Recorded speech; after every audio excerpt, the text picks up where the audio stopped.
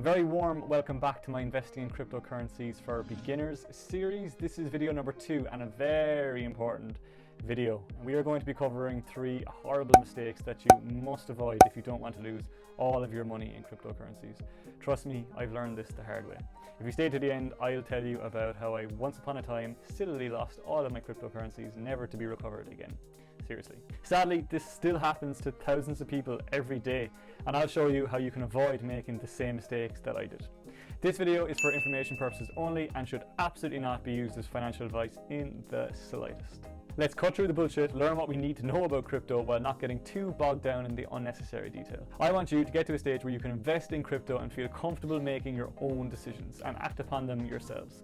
If you like and appreciate this kind of content and want to learn more about ways we can live happier, richer and more productive lives, do yourself a favor and subscribe to my channel so you don't miss out on anything. Okay, mistake number 1 is sending currencies to the wrong address. Do not send your money to the wrong wallet address. A cryptocurrency wallet can be virtual or physical. It allows cryptocurrency users to store and retrieve their digital assets. I think I have my physical wallet somewhere. About 5 minutes of editing out of looking for this. This is my physical wallet. You can also have a virtual wallet as well. If you're on Coinbase or another exchange, you have all these wallets already pre-located on your account. Now, each wallet is formatted to a specific currency, right? So you have a Bitcoin wallet, that's for Bitcoin. You have an Ethereum wallet, that's for Ethereum. And each one is identified through a really long and confusing cryptographic key. I'll put an example of one down here. Now, for example, if I want to send you one Bitcoin, because I'm sound, I will send you the Bitcoin to your Bitcoin wallet address. If I send it to your Ethereum wallet address by accident, your one Bitcoin is lost forever. Yes, it's gone, lost forever, never to be retrieved. So it is extremely important that if you're sending crypto to someone else or to yourself between other exchanges, you have to send it to the correct currency address corresponding to the wallet. Now, if you're sending Ethereum, send it to your Ethereum wallet address. If you're sending Uni, send it to your Uni address. The most common occurrence of when this might happen would be when you wanted to send money to yourself between other exchanges because one exchange doesn't have the crypto that you want to buy. If I want to send Ethereum from Coinbase to Binance, which is another common exchange, I go to Binance, I find my Ethereum wallet address, I copy it and I paste it into Coinbase where I am sending it from. Around 4 years ago, I was told to put money into Ethereum, and I did. And for some very silly reason, I had the bright idea to send my Ethereum to a different exchange to buy something else. And you can probably guess what happened next. I sent it to the wrong address. I think I sent it to like my Bitcoin address, and poof went my Ethereum. Don't make the same mistake as me. If in doubt, send a small amount to begin with and build up your confidence from there. Mistake number 2 is poor portfolio allocation.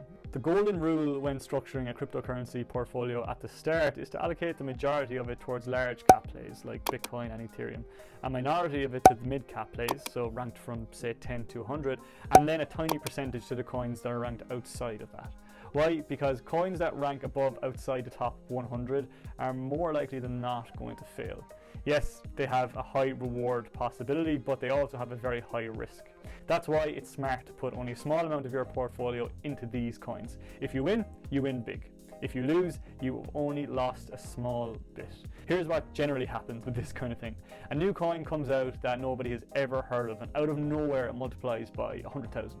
Then you hear of all the stories of the people who made 1 million off 1 cent, and they claim that you can do it too.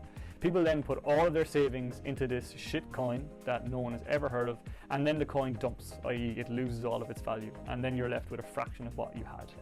Why does it dump? Because these coins generally add no intrinsic value to the whole ecosystem, and they're generally just a fad like fidget spinners were. Now, don't get me wrong, if you do not want to stick to the golden rule of Bitcoin and Ethereum as your majority, and again, not financial advice, and have a good reason for doing it, absolutely drive on. I'm actually one of those people. My current portfolio is designed to reflect the current market and my overall market strategy, and I've primarily based my investment decisions off plays that have fundamental value to the whole ecosystem over a long-term period. I will have a video on my portfolio coming out soon, so subscribe to be notified when that does come out. And that brings me to mistake number 3, getting emotional in investing. Let's keep this last point short and sweet. Investing money that you can't afford to lose in crypto is very, very silly. Why? Because these markets fluctuate massively and are prone to manipulation in the short term. If you put in more money than you can afford, I will guarantee it will be the most stressful experience of your life. You will be checking these markets every 5 seconds and sweating through 5 t-shirts. Don't do that to yourself.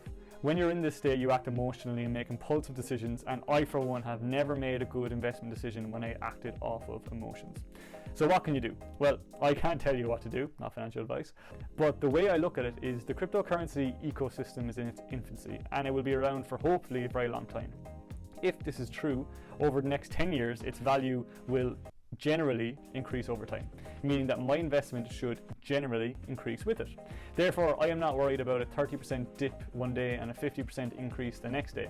I'm here to observe its overall potential, keep an eye on when its progress increases a good bit throughout the years, and then maybe take profits here or there if I feel like it's suitable. The latter two mistakes of poor portfolio allocation and getting emotional when investing can easily be turned into strengths through research and planning. And on that, I'm going to share with you a secret that I have learned along the way. There will always be people that know more about cryptocurrency than you. So why not use their learnings and insights for your own gain? Yes, you can capitalize on other people's research. Who knew? To know who to follow, you will definitely want to check out my next video up here talking about 3 best tools and resources that I have used to increase my portfolio. Until the next one, Salam.